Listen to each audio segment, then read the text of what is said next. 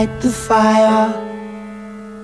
You place the flowers in the vase that you bought today.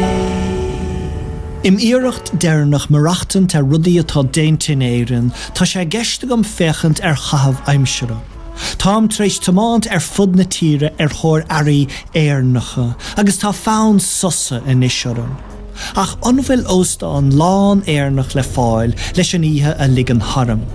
De réir igúirí fáilte Ireland tá 9 géad óstán in éireann, a lánacha faoi stúr cólachtaí idirnáisiúnta, ach tá fuilech óstán faoi stúr únéirí neamhsplácha freisin.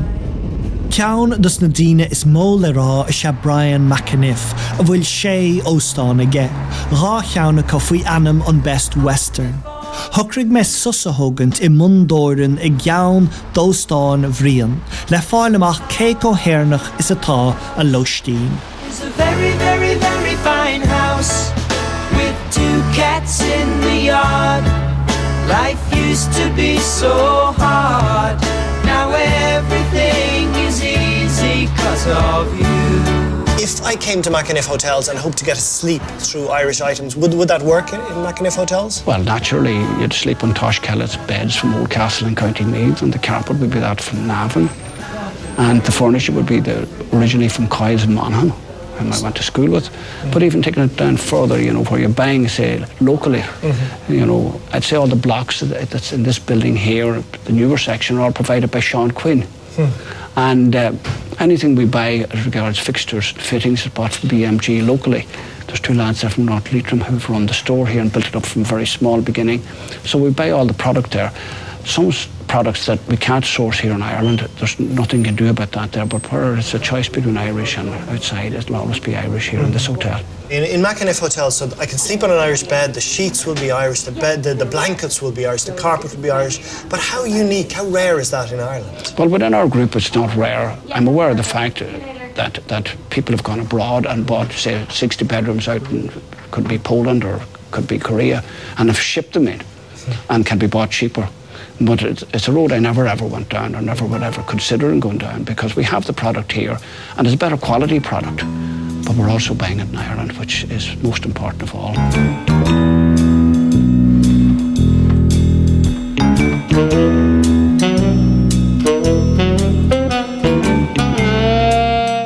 Thucraigh me áil amach cé cóthairnach is atá óstáin bhrian, agus is amhlaidh go bhfuil siad brá éarnach. Na labí, an troscáin agus na blancéidí, go léir déanta sa tír seo. Be man an culla go sábh I dearman beag éarnach.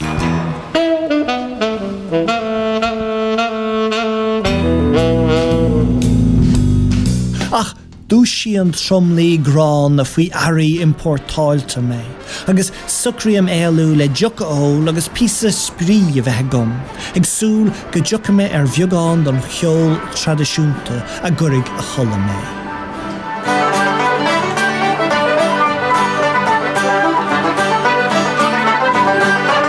Tá níos éireanní ná seisiún, na Gael ag éisteach le ceol tradiisiúnta á henam orlísí tradiisiúnta le breis agus 1000 bliain. Ach anbhfuil ceol na héireann le clos á chasa orlísí éarnacha a neamh.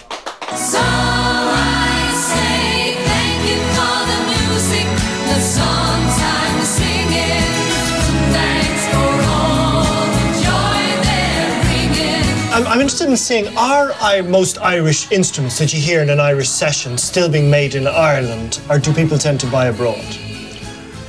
No, you have to understand a musician.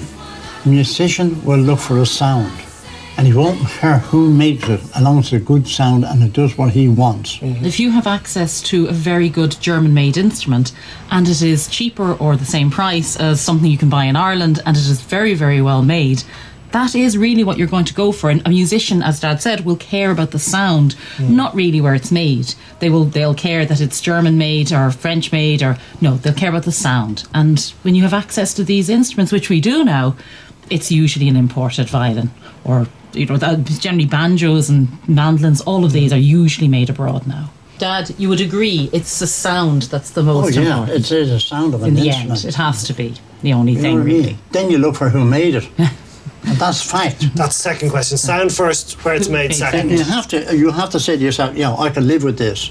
Yeah. You know?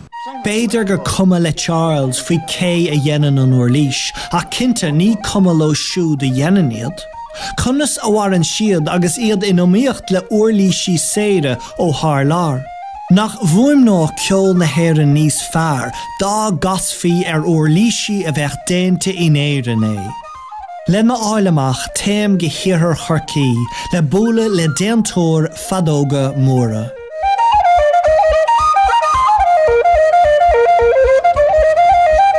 O bhfuil na flutes go léir go vector seint in éir na bhfuil sé déint in éir an do gná? No, the V size, I'd say Sasnach, Gomormor, you know, the Shanna flutes, the V on, like, you know. Ta a lan or well, Pakistan, I guess, you know. Cén fá bhfuil daoine dul in Pakistan? Because it's cash out of it. Yeah. Tá costasach bhfuil? Ta flute lav déanta tá sin costasach. Cé féidir bheith chéir, ceannaí ar an tusa? And Cade, I suppose, Cade is Sarah. Sure. Ocht Cade Quega euro. €8 So na flute na seo hagan isteach ón Pakistan, má tá siad Caharoon ó lehan fries de flute na atá déantain so nach maithan rud é sin. Well, it's the Spanish method, I suppose that should it's Irish, right?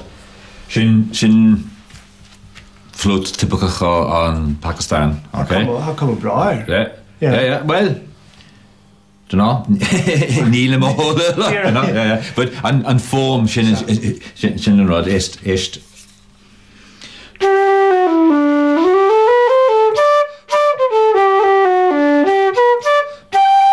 Okay, nicht shin rohog, right? Ach ist Can cards right there.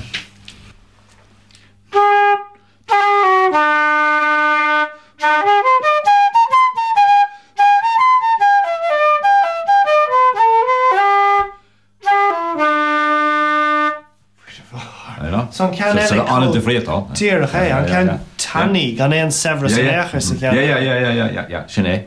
So gílíonn sé sin má haga má héan na dtíine óga go dtíon Pakistan, má cheíonn siad go méid deire leis an flút, mar muna hastíon ó dtíine óga iad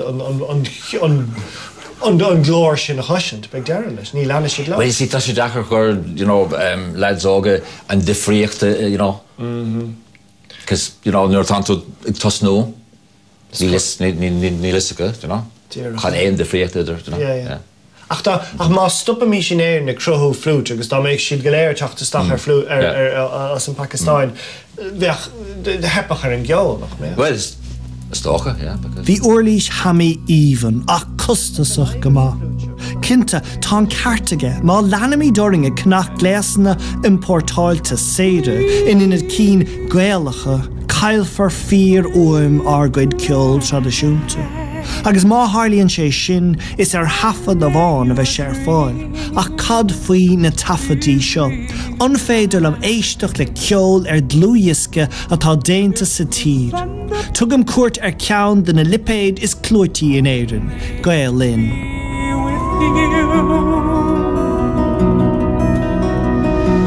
But I still haven't found what I'm looking for. This is mine go bhrála éisteach le bagán ceol. Cé gur seintar le an ceol in éireann, ó leon ceol atá tafada, atá déanta in éireann. Well, an ceol ar fad atá lipéad go léon curú ar tafada in éireann. Is féidir mar sin rá. An chuid is móide déanta i stúdio bhí in úsáide go léon thar na blianta fada bhí gael speisialtach in le Peter Hunt Studios agus tá tábhar ar ardcaid an go deo. Agus, cad méallar an bun disca, nis dú úsáid lúdhiosca agus tá ribh sin dí rodella ósáid go bhreibh sé sin déanta in éireann? Bhí eiste go leor, bhí cólacht ag EMI I Portláirige, agus is an sin a rinneú an na céad cearníní de chuid gaelín, agus cín I ggur gramafón bhí anta sin ar Lewis 68, Is í bort áige rinneúid. So hosling sibh I déanamh na acetites, and son na Cerníní go raibh mar dúir tú déanta I munachan in éireann. Sure. Agus inis na dlúiascí, bhfuil tú sin le fáil in éireann? Tá siad le fáil in éireann, có fadagus is féidir genimiid an gnóir fad in éireann ón tafada, go dtí an deara, go dtí an gentús. So an méid atá rágad, is féidir leat sa dlúias go thuir domsa atá kind of níos gaalaí, níos éireanní na dhéanamh eile, beag an ceol gaelach, beag an deara gaelach. Catá agat le tuairte go Well, sampla bháin, mar hampla ná an grúpa Clanad as goidóir, tá sin ar cean duna grúpi is Rahula dar raibh riamh. Nach bhfuil siad le cólach mór idir náisiúnt? Tá don séthir níos déanaí ach an dara agus an tríú Cerní na rinne siad is ar lipéad Gaelín rinneúiad agus atá siad Gaelín go fóil. So cá fada nach míon na lehéadí sort of Rihanna nó Lady Gaga gom tám lutatha, tám a ráha ceola gom na fá. Tágada. Gur mágad. Ar a laid mar sin tá Clanad agam le mé thiúnach ar mar thros. Ach nílach méid áirithe don dúlamáin ar féidir le méisteach leis. Agus mar ráha cheol cóteorantas atá catha me siamseacht aimsú I réimse éigean eile. Sa litríocht, beidir? Tá sé am dul ar thóir leabhar ma éireannach.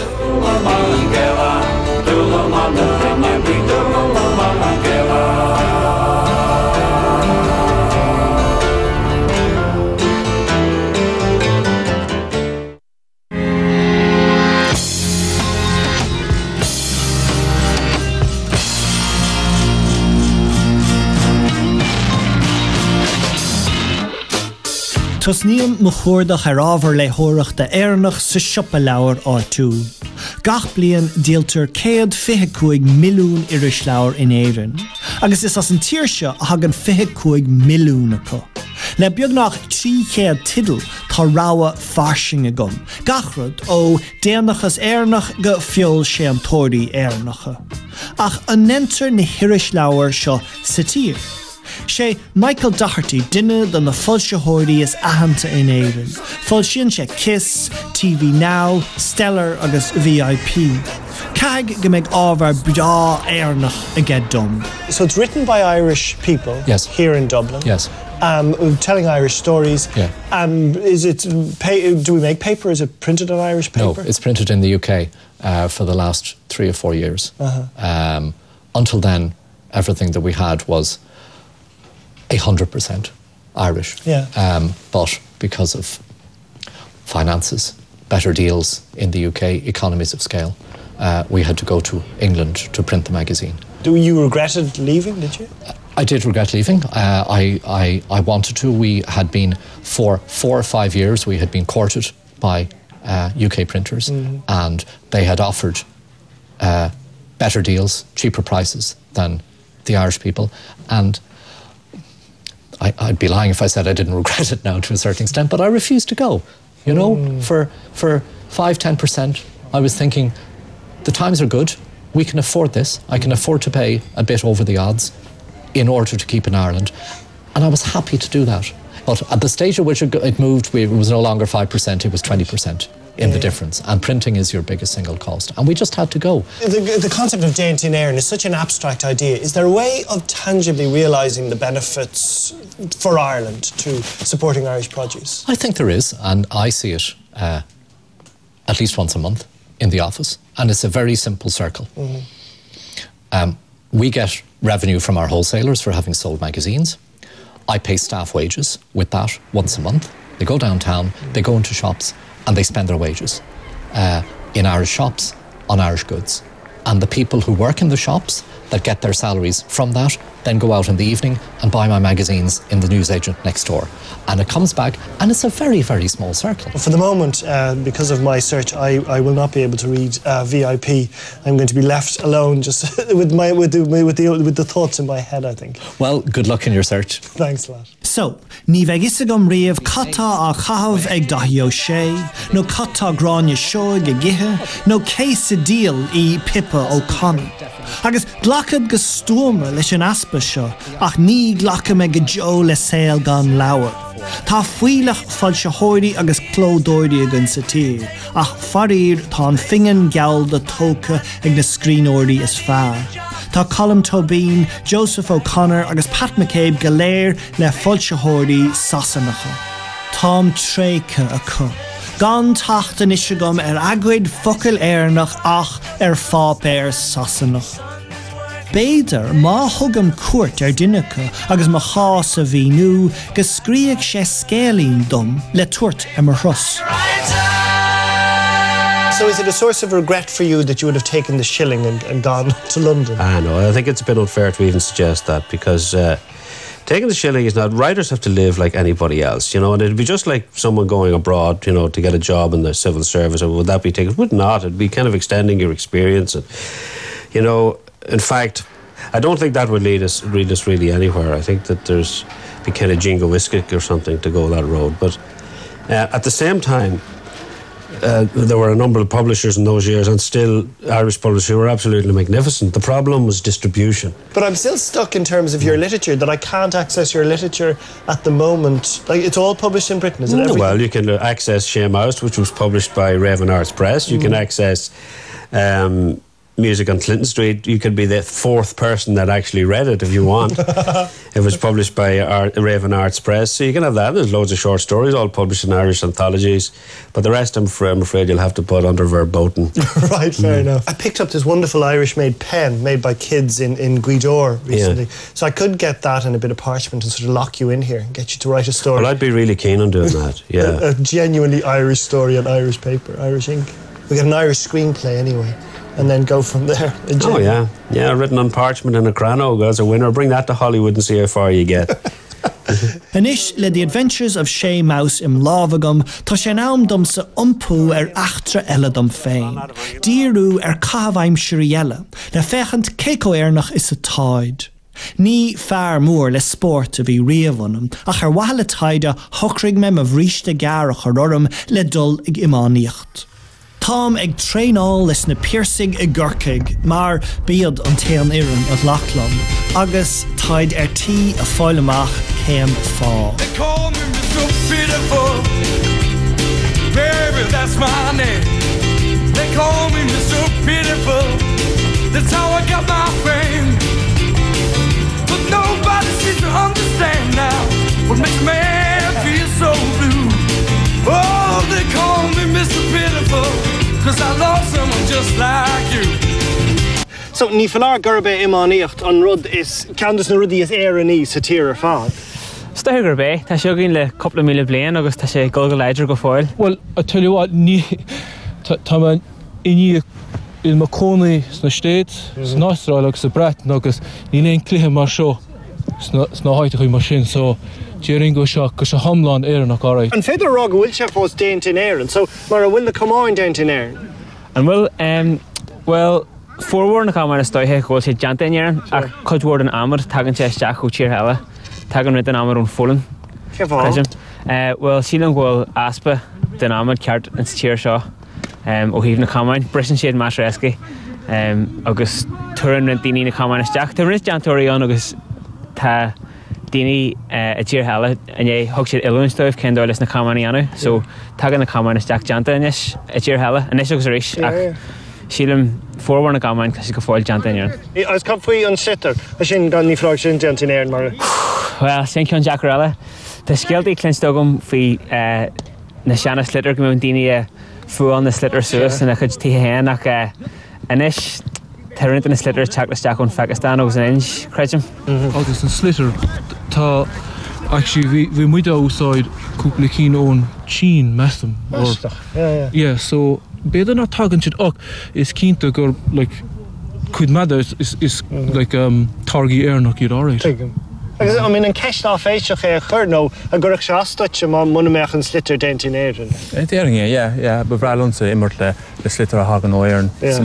San lá talbhún chuinn sé fosíocht ar aon chlí, so bhíonn sé sin go maiach me sé daoine ag obair, so bhíonn sé sin tápa. Munameach cad ag éire rudí chuirta staach ó tír eile bheachtar leis an chéad, munameach slitter agan bheachtar leis.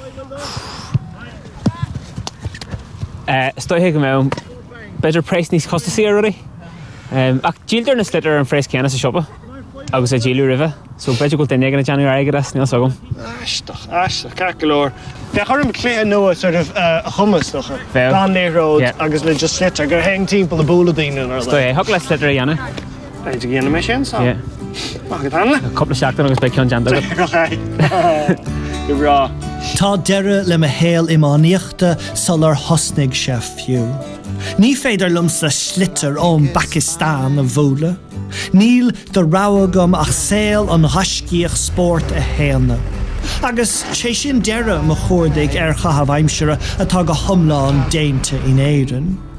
Ó tóipe a bhí allarigam, níor bhean a lán réalach ach ní hin a bhórme. Sulla dreigam a bhringlóid ar fad, tuair me cuairt ar bhaile atá ag féchanta bheith có neamhsplachas is féidir. Fís eco líochta is bun leis. Tá útha gan bra ar rudaí iasachta. Fáilte go cleach Jordan, cúnta Tiberdaran. But tell me, where do the children play? Well, bun principle no gomrahamwadna na haver na salahir tears marshinda a hagan on gyanter ma gordaring co-fadag is federling. Agus dina téile atá so tá déanta as tí as béilení tí agus as canáib as hemp tá go leir sorta na tithe ann agus á dógáil agus daoine á dhéanamh iad hain seachas bheith fostú tógála agus mar sinnde. Cuideachá is tá siad tóga ag daoine nachfuil raibhéin taithíachá ar bheith ag tógáil tithe ach cúplaúir chonig mé daoine agus iad ag déanamh rudaí an déobh mu agus an leabhar ina lábha agus iad ag irí anam gona sé dhéanamh. So ní bháin go sé déint in éireann ach tá sé déint ar an láthair seo. Ar an láthair seo. Agus dá depach ar sa láthair ola in éireann, dá méach cathmór sa bhean irthar. Conas a méach sin sa an Gach Jordan, conas a bharachtálaach siúh? Well, mar hampla bheoch tithe going, tá sin nach bhfuil me le bra ar ola in éachar. Cad si bh brathir? Tá me ag bra ar slisna aimwood agus ar na panel gréine atá going. Agus nó dáin si bh aimid chun an tuisce héh agus an sun chuirtar na iscistach tí gach teach, yeah. Tá boiler olmhór in gach agus tá gan an tuisce te isteach agus caithim se €3 déag an ag na míasa chun má cheach agus tá mór galóir a héamh agus bíonn se te an tamar fad. €3 déag? €3 déag. So, I Jeremy bí, ó bhfuil sé geistigh a bheith neamhsplach? Well, tá ferrim a going. So tá sa láthair bí an glasfrí agus turthaí agus fiol a going agus baine. Mar sin is féidir marachtant in éireann ar rudaí atá déinte in éireann. Ach bheitchar denmh gan roinnt sóláistí. Tá lán fálamthe gom ar an dros. Ar nós go bhfuil sé costasach tacht ar bhríste éarna. Agus ní anú na ngáil a bertar ar Donegal catch. Tám tréis fálam go raibh tionscail bra textíle a gcuin trá, agus déantús glúisteán agus munacha siúcrú. Agus I deanta mórán tionscail láidir eile táid go léir imethe. Ach, tám tréis fálam freisin nachálaigh gur wahan ruda a bheith ag brath gehil is go thomláin ar thargaí éarnacha. Mar chailfá a lán nithe úntacha, saoil leabh ladránacha bheith ann. Siad a bheith a gceist le saoil a bhí ar fad déinte in éireann ná an sean saoil. Agus an dastíonn sé sin ó éine. Sé seo mo íomhá de héal atá go thomláin déinte in éireann. Agus mar a gurinn sé ag rithir as chuig bhór cappuccino sibh tá fáilte roimh a bheith lom. Má bhíonn si bh ann tachtarm is mé gan fón, gan riamhfost, gan bosca litre.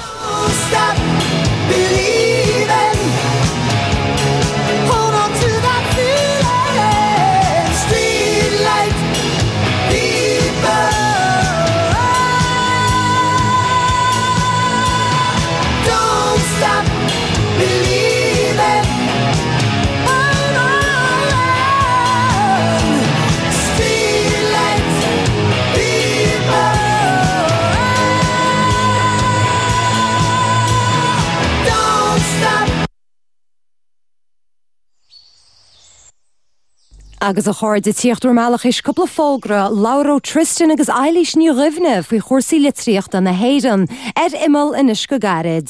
Agus in na hir sin bíon Walter Smínú faoi ghalad díal drogaí, Breaking Bad in nach 30G cahad.